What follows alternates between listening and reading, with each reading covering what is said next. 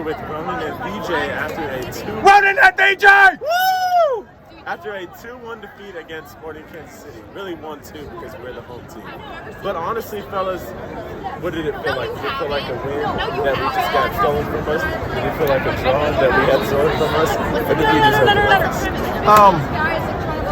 I think it's somewhere between a draw that we should have had and a loss that we should have had. It was a dross! It's a dross. A dross. Yeah, we got a dross here. No two ways about it. Joe Willis was really poor on that first goal. Yeah, okay. The second one was just an amazing hit. You can't really do anything. Yeah, nothing you can do about it. Someone maybe should have stepped, but yes! It is what it is. someone should have stepped. It's Graham Zusi. He's done that for years. It's literally not like someone. his go-to. Yeah, it's not like it's someone that we've never seen before.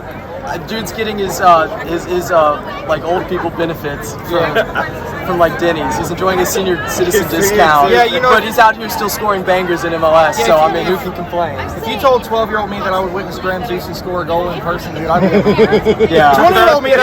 20-year-old me doesn't really care. But, No, 12-year-old me definitely. The thing is, guys, I'm actually from Kansas City. Okay. I'm not a Sporting Kansas City fan, obviously. Yeah. But I mean, he's been banging around there Yeah, forever. he's Like, a that good was player. the one guy who we always had. Yeah, he's a good player. No, shout out to SKC for traveling so well. Yeah. That, I mean, well, how about Espinosa for running up and grabbing that ball? No, fuck that. No, he was cool with us. He was pretty cool with us. He came and tried to sign someone's jersey right after halftime, but Sharpie broke his Okay. That's hilarious. But yeah, so the final count sits at 592 days since the last time we lost in this city. That is quite a count. The last time fans saw us lose in this city was February 29th, 2020, which is a whole lot longer. We were pretty close to a record. I'll put it that way. There's a couple of tough matches though. Yeah, the counter starts over at 0. I mean, just got to come back in a couple weeks for Portland. That's right. There's nowhere to go but up.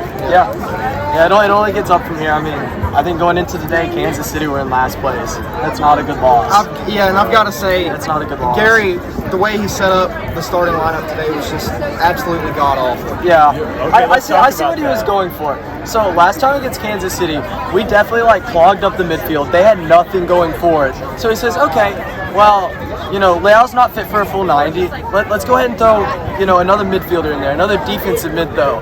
Well, yeah, Kansas City didn't really get a whole lot going for it. They got the they got the goal for the free kick. Well, but we didn't get anything either because we had three defensive mid on the pitch at the same time. So we had 2 on the wing. So I think that was something like a 3-5-2 at the start. Yeah, it was. We saw it start to flip on its head.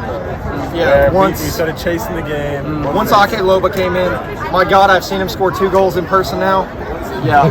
So I'll have to do the math, but we're paying cheaper than $3.5 million a goal now.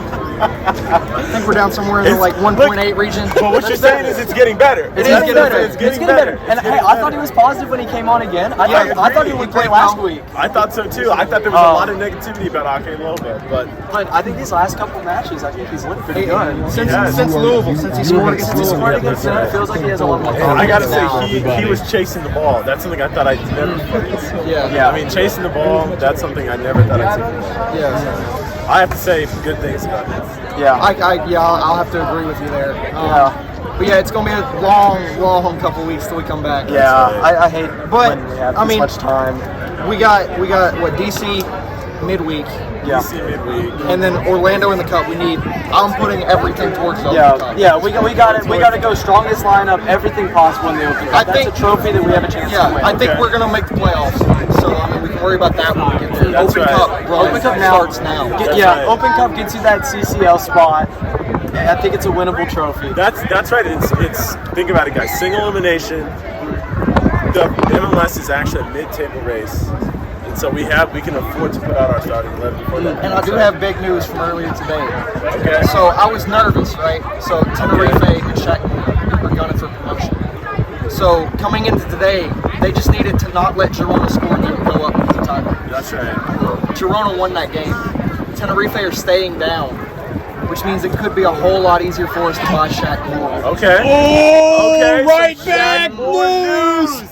So the right back crisis. Where's Now they let in 3 Where's goals. Reed? So I don't know. Where's Reed? I don't, right I back don't- crisis. I don't know if he played terrible today. From what I understand, he played really well in the first half. So yeah, anything could have gone wrong in the second. But Tenerife stay down. Shaq Moore comes to Nashville. Shaq Moore comes to Nashville. Yeah. Tom Bogert, the MLS writer, told me on Twitter personally that if he comes to MLS, it is Nashville. So do not worry. And let me tell you something about it. What happens when we lock down right back? The return of the front 4-2. The Gary Smith play. Let me tell you. Let me tell you. Aggregate score in Terrorist Bowl between Pete Sommervern-Laden and Gary Smith is Al Qaeda versus ISIS. 3-3 aggregate score. Is this All allowed on time. YouTube? All time.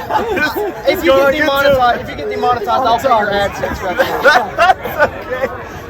But thank Keeps for sponsoring this video. And there's 3 things before I leave here. There's 3 things you should never ask: a woman her age, a man his salary, and Peter Vermes where he was on August 30th, 2010. NSC Fan TV, Ronan and Vijay signing off. Oh my god. It's a bit of an epilogue. On August 30th, 2010, then Kansas City Wizards head coach Peter Vermes was arrested for driving under the influence.